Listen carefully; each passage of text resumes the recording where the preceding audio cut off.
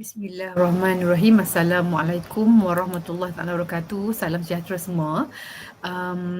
Saya akan terangkan mengenai autism. Slide saya bertajuk Memahami Autisma dan esok kita akan buat perbincangan yang lebih lanjut ya. Jadi terima kasih kerana menonton video ini. Sekejap saya naikkan saya punya slide.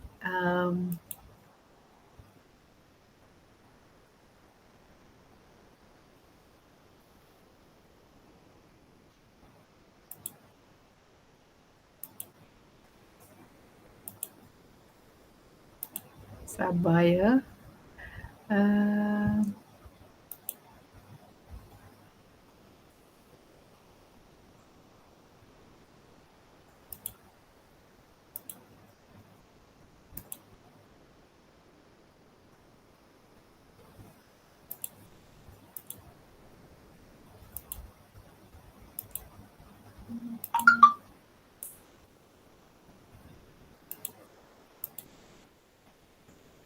Okay, right.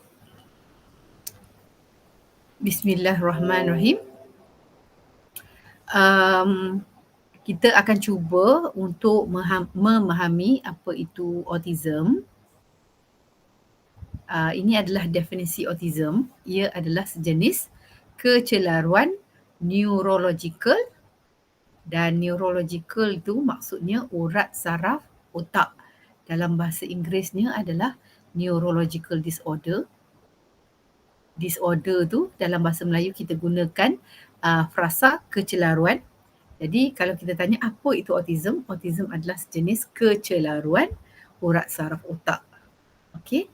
Dan kecelaruan ini mendatangkan impak negatif kepada perkembangan otak di mana ia menyebabkan input yang masuk ke dalam otak diproses secara berbeza jika dibandingkan dengan individu-individu yang lain. Contohnya kita manusia menerima input, otak kita menerima input daripada deria kita, daripada mata kita, daripada telinga kita, daripada lidah kita, daripada hidung kita, bau kan, daripada kita punya deria rasa ni, deria sentuhan. Jadi input masuk macam biasa tetapi cara otak proses tu berbeza. Apabila otak tu proses secara berbeza, maka sebab itulah kita lihat pada individu yang mengalami autism, output daripada maklumat yang diproses tu adalah berbeza. Contohnya kalau orang lain boleh berbual secara dua hala, kemungkinan individu yang ada autism, kita tanya soalan, dia jawab tapi jawapan dia lain sikit. Jadi sebab apa? Soalan kita tu dia proses dengan cara yang berbeza. Okey? Itu maksudnya apa yang disebutkan dengan kecelaruan urat saraf otak. Okey? Right. Jadi prevalence ataupun kadar kejadian autism, World Health Organization dia menganggarkan bahawa kejadian autism ini adalah 1% bagi setiap populasi. Maka Malaysia yang ada 32 juta orang penduduk, maka individu yang mengalami autism di Malaysia kita anggarkan dalam 317,000 orang. Ramai kan? Dan yang ni bukan kanak-kanak. Yang 317,000 orang anggaran ni adalah daripada bayi sehingga orang dewasa.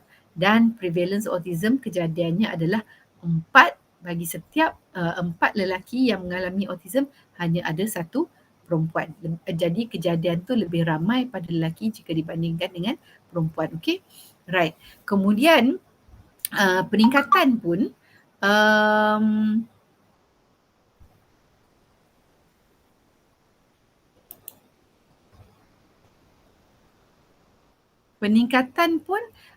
menunjukkan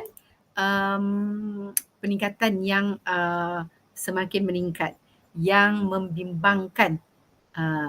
Jadi kita lihat di sini ya. Sekejap ya. Sekejap.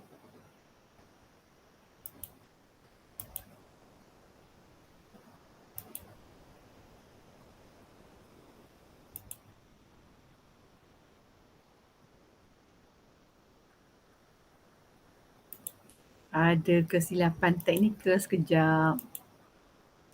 Tu dia.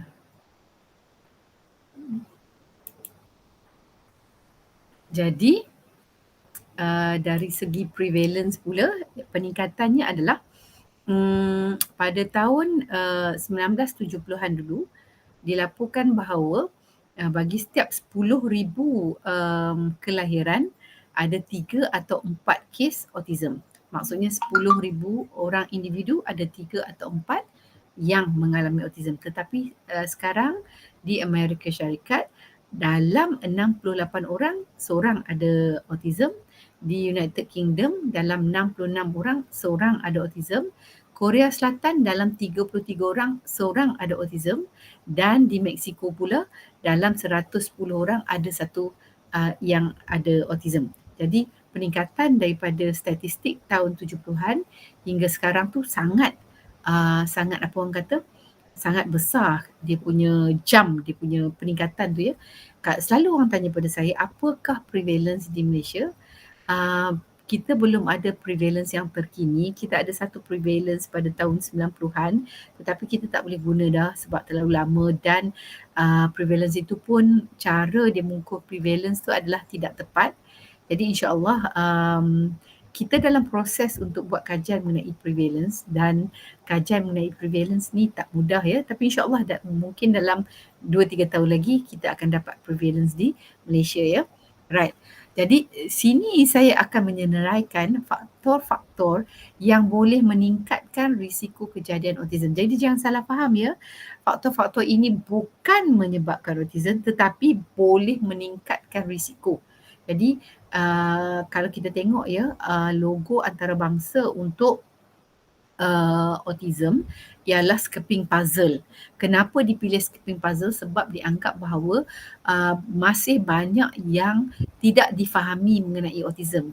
Jadi sebab tu dia skipping puzzling kan, kita tak faham macam tu. Jadi sehingga sekarang kita tak tahu lagi apa sebenarnya yang menyebabkan autism, tetapi dalam banyak-banyak kajian saintifik menunjukkan bahawa faktor-faktor yang disenaraikan ini dia boleh meningkatkan risiko kejadian autism. Yang ni kita kena faham maksud dia berbeza.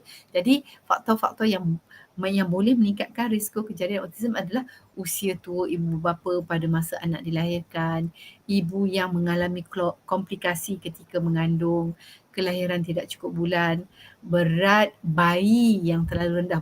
Maaf ya, ada typo di situ.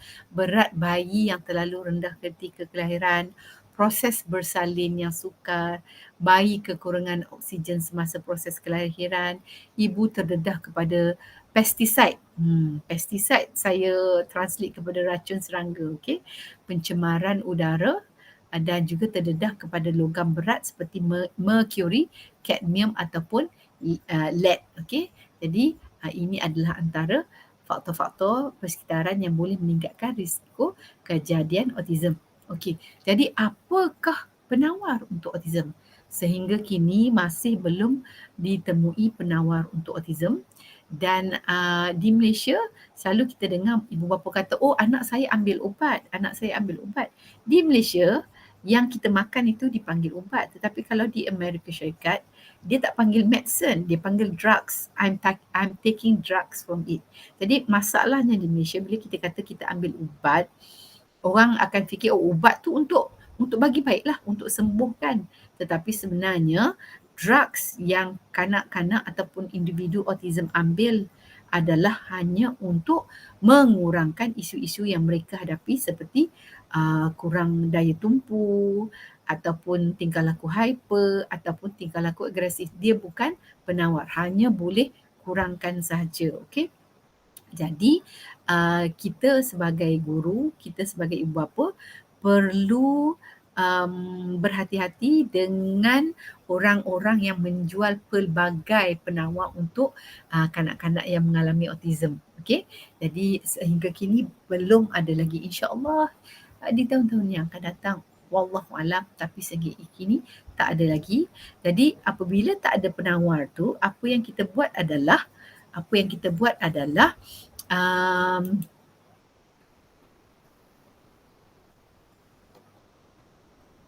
apa yang kita buat adalah penawar tak ada.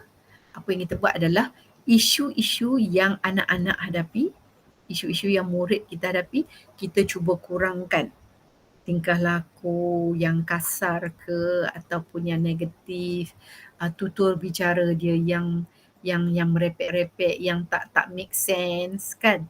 Uh, Masalah dia untuk belajar. Ini semua kita yang benda-benda yang negatif ni kita cuba kurangkan dan perkara-perkara yang positif kita cuba tingkatkan. Jadi kita tingkatkan kemahiran dia bertingkah laku baik, kita tingkatkan kemahiran dia berkomunikasi dengan baik, bersosial dengan baik dan sebagainya. Jadi yang negatif kita kurangkan, yang positif kita tingkatkan. Jadi apabila kita capai macam tu, sebab itu kita akan melihat individu yang mengalami autism dapat melibatkan diri dalam aktiviti-aktiviti sosial sama seperti individu-individu yang lain. Boleh pergi ke sekolah, boleh belajar, boleh bekerja, boleh pegang jawatan, ada income, boleh berkeluarga. Jadi apabila kita mampu buat macam ni, kurangkan yang negatif, tingkatkan yang positif, mereka dapat menikmati hidup dengan baik. Sehingga ada kalanya bila kita berjaya sampai ada orang kata betul ke autism, tak nampak pun autism ni, sebab kita dah berjaya. This is what we need to do ya, tuan-tuan dan puan-puan, pelajar-pelajar sekalian. Okey, kita patah balik kepada slide kita.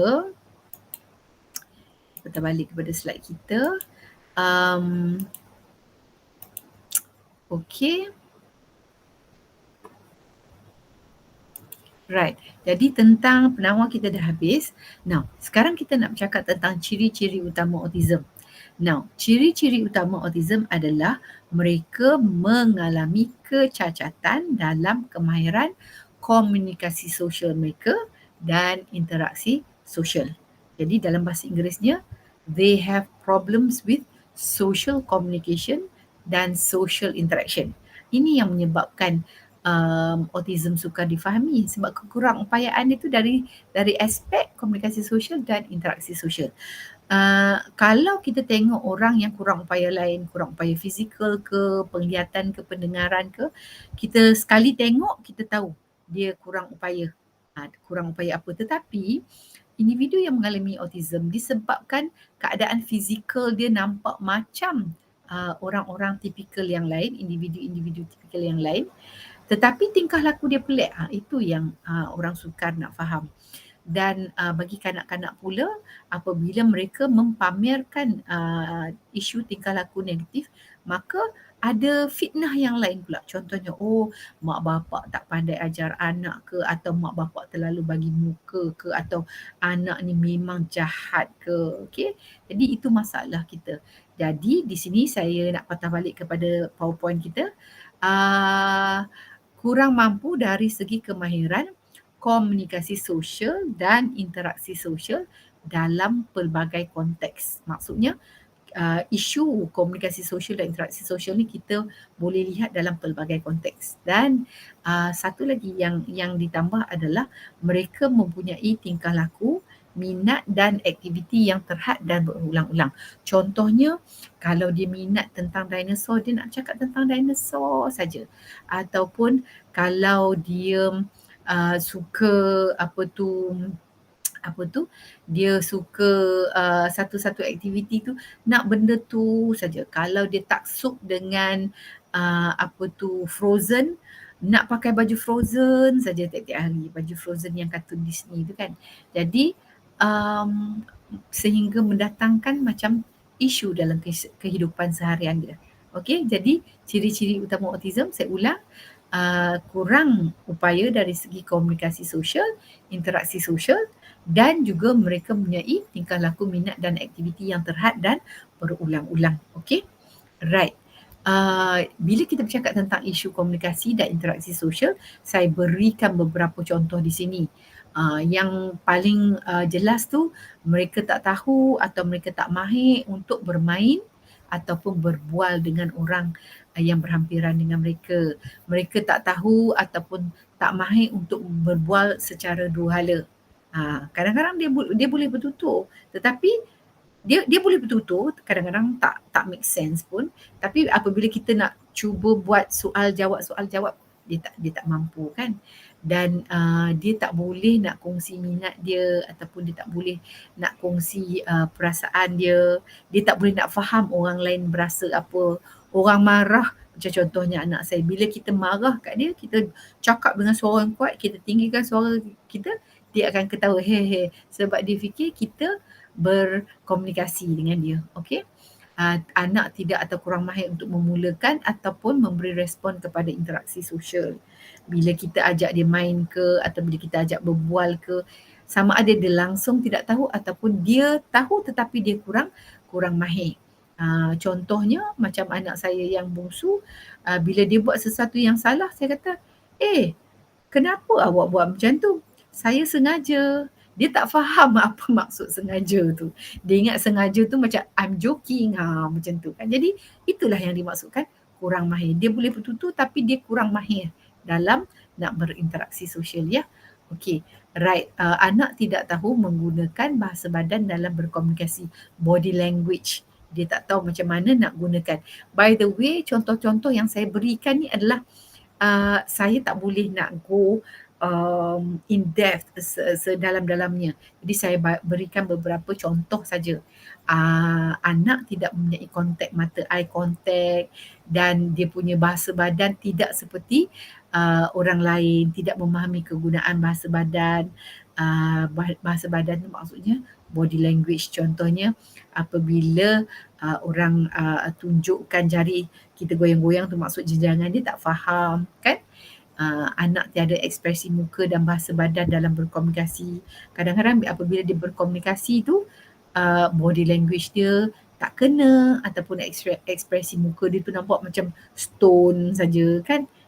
Anak menghadapi kesukaran untuk menyesuaikan tingkah lakunya dalam pelbagai konteks sosial. Contohnya bila pergi ke birthday party, dia menangis sebab dia tengok orang ramai kan. Apabila benda jatuh, dia ketawa.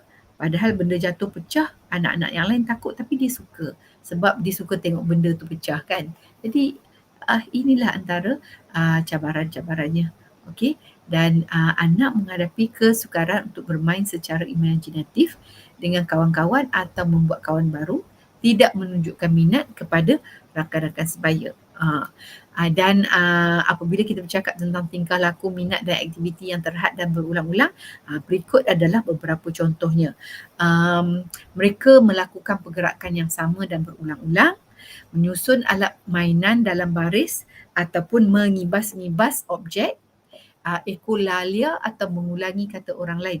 Ekolalia tu contohnya bila kita kata, awak nak makan apa? Dia akan jawab, awak nak makan apa? Aiman mari sini, Aiman mari sini. Apa yang orang cakap dia ulang. Itu kita panggil ekolalia, okay? Right. Dan menghasilkan pertuturan yang tiada bermakna. Contohnya ada anak tu saya pernah jumpa, dia minat sangat dengan SpongeBob.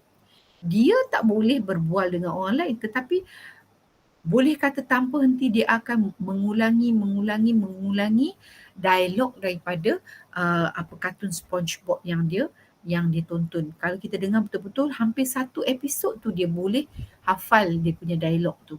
Dan disebabkan mereka mempunyai restriction dalam dia punya tingkah laku, dalam dia punya minat, dalam dia punya aktiviti. Sebab itulah apabila berlaku perubahan, ada anak yang mengamuk, ada anak yang tak selesa, ada anak yang merasa takut. Perubahan tu sebab mereka suka benda yang sama.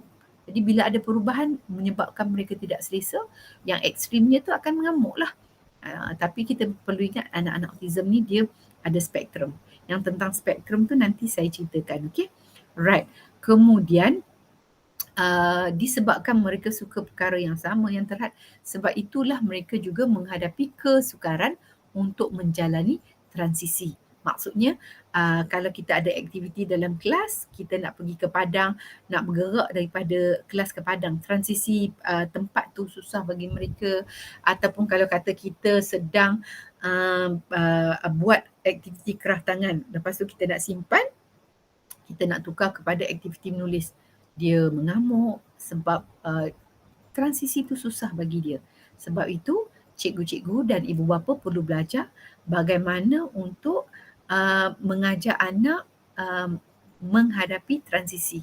Macam mana kita nak bantu dia supaya dia boleh menjalani transisi tanpa sebarang tingkah laku negatif, okey? Macam menangis ke atau mengamuk, ya. Right.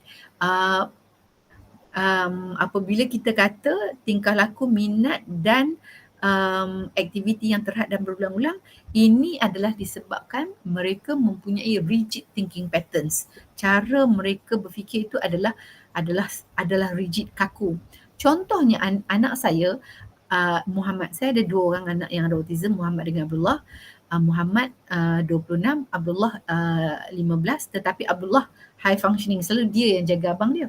Jadi bila waktu makan, saya kata okey hidang, Abdullah akan keluarkan pinggan, gelas, sudu, dan dia setiap kali makan dia nak Muhammad, abang dia, guna satu sudu yang khas. Saya kata kat dia, tak apa, Umi pakai sudu ni, abang pakai sudu lain, boleh. Tak apa, saya akan gunakan sudu yang dia selalu bagi pada abang dia. Tetapi kan, dia makan kan, dia akan pandang saya dengan muka yang marah. Sebab dia tak selesa. Kenapa mak ni guna sudu yang selalu abang pakai? Jadi itu yang kita katakan rigid thinking patterns, okay? Dan mereka mempunyai minat terhad yang very high level of limited interest dan di luar kebiasaan dari segi intensity ataupun fokus. Kalau kita katakan, oh dia minat kapal terbang. Ramai orang minat kapal terbang, tetapi ada satu kembar ni, mereka ada autism, mereka tinggal berhampiran dengan lapangan terbang Subang. Mereka sangat minat dengan kapal terbang sehingga kan apabila kapal terbang lalu di atas langit di rumah mereka, mereka boleh cakap apa jenis kapal terbang tu, sama ada Cessna ke Fokker ke Boeing ke apa benda. Sampai ini yang kita kata minat terhad tu dia di luar kebiasaan. Kalau dibandingkan dengan orang lain, dan keluar kebiasaan tu dari segi intensity ataupun fokus, okay? Right. Jadi yang menyebabkan autism sukar difahami, ini sila bagi tumpuan, ya. Jadi selalunya orang tak faham tentang autism. Ini saya nak terangkan kenapa autism sukar difahami. Yang sebenarnya ada 3 sebab. Sebab yang pertama adalah individu yang ada autism ni secara fizikal dia kelihatan seperti orang lain. Jadi apabila dia ada tingkah laku yang kita nampak pelik ke ataupun pertuturan dia nampak pelik ke, itu yang kenapa? Sebab fizikal dia tu sama, tak ada cacat celah. Tu yang orang tak faham. Tu yang pertama. Yang kedua adalah terdapat kepelbagaian dalam autism. Sebab itu kita perlu tahu bahawa nama clinical autism adalah autism spectrum disorder. Perkataan spektrum tu ada makna dia. Okey. Jadi dalam bahasa Melayu kita translatekan menjadi kecelaruan spektrum autism. Kecelaruan tu kita tahu bahawa dia ada kecelaruan pada urat saraf otak. Apa makna spektrum? Spektrum tu nanti saya akan terangkan dalam slide yang berikutnya. Ada spektrum. Itu yang sebab kita ramai orang susah nak faham. Dan satu lagi sebab yang menyebabkan autism ni susah nak difahami adalah ada comorbidity dalam autism. Comorbidity tu nanti saya terangkan dalam slide-slide yang akan datang. Okay. Now, sekarang kita akan melihat kejadian spektrum dalam autism. Okay. Right. Jadi kita lihat, kita nak faham spektrum dalam autism ni kan, kita lihat dari segi aspek sosial, aspek komunikasi, aspek IQ, aspek tingkah laku dan juga aspek sensori. Jadi di sini kita ada 3 orang anak A, B, C. Pertama sekali kita tengok aspek sosial. Jadi aspek sosial yang di sebelah kiri adalah keadaan tingkah laku yang tipikal, yang di sebelah kanan maksudnya dia seperti dalam dunia dia sendiri. Jadi kita ada anak C, anak A dan anak B. Jadi dari segi sosial yang paling tinggi kemampuan dia adalah anak C. Kemudian anak B ni dia macam hampir dalam dunia dia sendiri. Dari segi komunikasi, A boleh menghampiri macam kanak-kanak tipikal yang lain. Manakala B berada di sini, kemungkinan B tak mampu bertutur. C dia di sini mungkin dia mampu bertutur tetapi dia tak mampu untuk berkomunikasi, dua hala. Dari segi IQ pula, IQ dia tinggi, hampir sama dengan individu lain yang tipikal, manakala B IQ dia sangat rendah, mungkin menghampiri IQ yang intellectual disability ataupun kurang upaya intelektual di sini. Okey, mungkin IQ dia di bawah 70. Kemudian kita ada C di tengah-tengah di sini, mungkin C IQ dia dalam 84, 85 macam tu. Okey. Kemudian kita ada aspek tingkah laku. Aspek tingkah laku, walaupun kita tengok sini komunikasi A yang paling tinggi, IQ pun A tinggi, tetapi dari segi tingkah laku A yang paling banyak bermasalah dan C pula yang tingkah laku dia okey. Dan dari segi isu sensori pula, C tiada isu sensori, A ada banyak isu diikuti dengan B. Jadi anak-anak ABC ni mereka bertabur di dalam spektrum tu, tetapi ketiga-tiganya walaupun mereka ada isu yang pelbagai, isu yang berbeza-beza, tetapi ketiga-tiganya mengalami autism. Okey, ketiga-tiganya mengalami autism.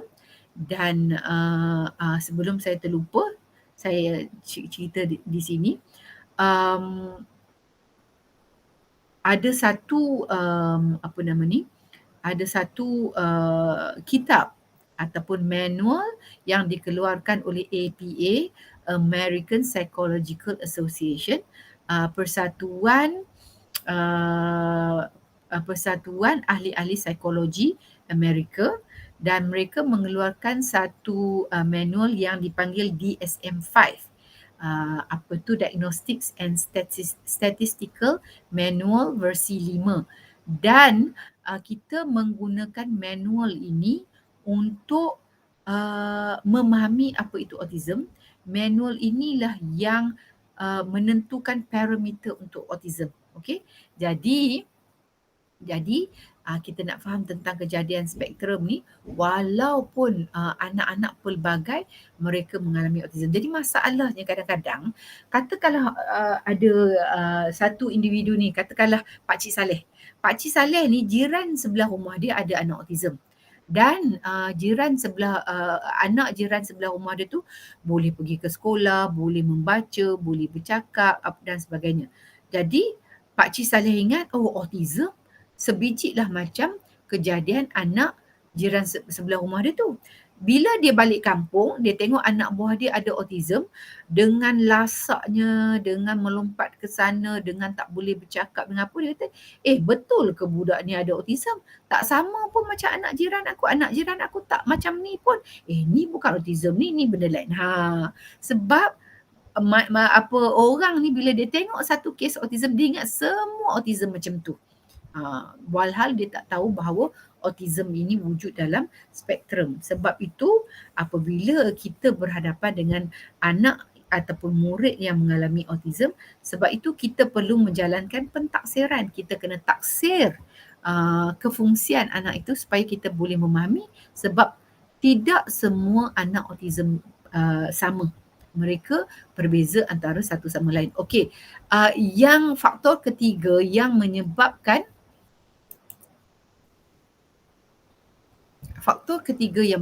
autism sukar untuk difahami adalah kejadian komorbiditi dalam autism. Jadi saya tunjukkan rajah ini supaya kita mudah untuk memahami. Okey, kita lihat bulatan yang pertama. Bulatan yang pertama ini adalah golongan yang mengalami autism, dan yang di sebelah kiri ini adalah golongan yang mengalami ADHD. Yang di sebelah kanan, bulatan ini mewakili golongan yang mengalami kurang upaya intelektual ataupun intellectual disability, dan yang di bawah ini ada apraxia. Okey. Jadi untuk boleh lihat ya cursor yang saya gerakkan ini, untuk yang cursor yang saya tunjuk ini adalah golongan individu yang mengalami autism dan ADHD. Manakala yang saya tunjukkan sekarang ini ikut kesel saya ini adalah golongan yang mengalami autism dan kurang upaya intelektual. Manakala yang di tengah ini pula dia ada autism, dia ada ADHD dan dia ada intellectual disability. Now, yang di tengah-tengah ni dia ada keempat-empatnya. Jadi kejadian comorbidity tu maksudnya seorang individu dia mempunyai lebih daripada satu kecelaruan dalam dirinya. Jadi dia ada autism, pada masa yang sama dia ada ADHD, pada masa yang sama dia ada kurang upaya intelektual. Okey? Jadi mungkin pelajar X dia ada autism saja. Pelajar Y dia ada autism dengan ADHD. Pelajar Z pula dia ada autism, dia ada ADHD dan dia ada kurang upaya intelektual. Jadi walaupun X, Y, Z ketiga-tiganya mengalami autism tetapi komorbiditinya berbeza-beza. Macam X yang ada autism saja dia tak hyper, tetapi Y yang ada autism dan ADHD dia ada hyper tu. Z pula dia ada autism, dia ada ADHD dan juga dia ada low IQ. Jadi kejadian komorbiditi ini juga menyebabkan individu autism sukar untuk difahami. Jadi kita perlu faham mengenai spektrum, kita perlu faham mengenai komorbiditi, okey? Right. Jadi yang tersenarai dalam slide ini adalah jenis-jenis kecelaruan yang mana wujud bersama autism. Okey? Tak semua, kadang-kadang itulah macam saya kata satu individu tu dia ada autism saja. Satu individu tu dia ada autism dengan satu jenis kecelaruan lain. Ada individu yang dia ada autism dan dengan dua kecelaruan lain. Ada setengah individu tu dia ada autism dan tiga kecelaruan yang lain. Okey? Okey, jadi ini adalah kecelaruan yang wujud secara komorbiditi dengan autism. ADHD atau ADD, Attention Deficit Hyperactive Disorder, ataupun attention deficit disorder, kurang upaya intelektual ataupun dalam bahasa Inggerisnya intellectual disability di mana IQ-nya di bawah 70, sindrom Savant. Sindrom Savant ni dia ada autism, dia tak boleh membaca, dia tak boleh bertutur, tapi bila dia dapat piano, brum brum brum brum, dia boleh main piano macam genius. Ataupun dia boleh bertutur, dia ada autism, dan bila kita tanya dia, oh daripada kota London nak pergi ke Heathrow, apa jalannya? Dia boleh cakap, okey masuk jalan ni, masuk highway tu, masuk highway ni. Tetapi dia tak pernah pun pergi ke London. Jadi orang yang mengalami sindrom Savant ni, dia ada satu dia ada satu kelebihan, dia ada satu kemahiran atau kecekapan yang luar biasa. Dan kalau kita tengok movie-movie, filem-filem Hollywood, selalu dia fokus kepada individu-individu autism yang ada sindrom Savant ni, sehingga orang fikir bahawa kesemua anak autism ataupun kesemua individu autism ada kelebihan yang luar biasa ini. Yang sebenarnya individu autism yang juga mempunyai Savant ini, dia punya peratusan adalah kurang daripada 10%. Maksudnya mereka adalah kumpulan yang kecil dalam populasi autism, okey. Dan terdapat juga individu autism yang mengalami sawan dan epilepsi, disleksia, hyperleksia, apreksia dan anxiety. Untuk pelajar-pelajar yang ingin tahu lebih lanjut mengenai disleksia, hyperleksia, apreksia dan anxiety, boleh buat research sendiri dan insya-Allah dalam kuliah-kuliah yang akan datang saya akan terangkan, okey. Tapi kali ini kita fokus dulu kepada autism, ya. Right. Jadi kita ada lagi 2 slide dah nak habis. Satu lagi komorbiditi yang dialami oleh individu yang mengalami autism adalah isu sensory. Sensory issues. Sensory dari segi penglihatan, pendengaran, bau, rasa, vestibular ataupun pergerakan dan juga proprioception ataupun posisi tubuh. Jadi macam anak saya Muhammad, dia ada komorbiditi isu sensory pendengaran. telinga dia sangat sensitif. Kalau kami berjalan di luar, most of the time dia akan tutup telinga dia sebab dia tak tahan dengan bunyi-bunyi yang di luar, bunyi enjin kereta ke ataupun apa-apa bunyi di persekitaran bagi kita biasa dan kita boleh ignore, kita boleh abaikan, kita tak payah pay attention kepada bunyi-bunyi tu. Tetapi kepada anak saya Muhammad, bunyi-bunyi tu terlalu kuat sehingga dia tak tahan. Itu kita panggil dia punya telinga tu sensitif kepada bunyi-bunyi. Okey.